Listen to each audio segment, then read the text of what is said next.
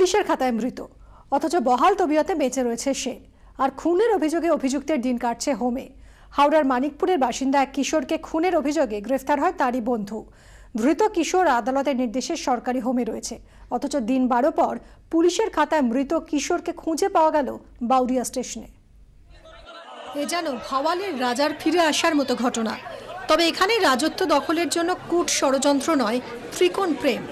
হাওড়ার মানিকপুরের ঘটনা। ত্রিকোণ প্রেমের জেরে 10ম শ্রেণীর ছাত্রকে পাথর দিয়ে থেঁতলে খুন করে গঙ্গায় ফেলে দেওয়ার অভিযোগ ওঠে তার বন্ধুর বিরুদ্ধে। এই ঘটনায় অভিযুক্ত ছাত্রকে গ্রেফতার করে পুলিশ। পুলিশের দাবি, ধৃত কিশোর খুন করার কথা স্বীকার করেছে।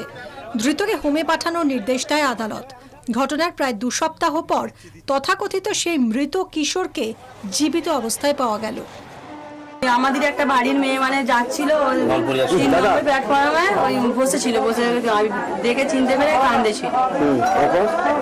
এইভাবেই এবারে খবর দেয়, তারপর নিয়ে যে ওই হসপিটালে। কতদিন নিখোঁজ ছিল? 16 দিন নিখোঁজ ছিল। কিন্তু কিভাবে, সঠিক উত্তর নেই। তবে প্রশ্ন একটা আছে, পুলিশ কিভাবে নিশ্চিত হলো খুন করা হয়েছে?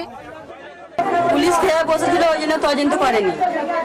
ওরা খেয়ে বসেছিল, যাকে মার্ডার করে ফেলে দিয়েছে সে করতে হলো। ফিরে আসা কিশোরকে জিজ্ঞাসাবাদ করা যায়নি। তাকে স্টেশনে ফিরে পেয়েই উলুবেড়িয়া হাসপাতালে নিয়ে যাওয়া হয়। পরে বাড়ি নিয়ে যাওয়া হলেও জিজ্ঞাসাবাদ করার মতো অবস্থা নেই তার। ব্যুরো রিপোর্ট, 24 ঘন্টা।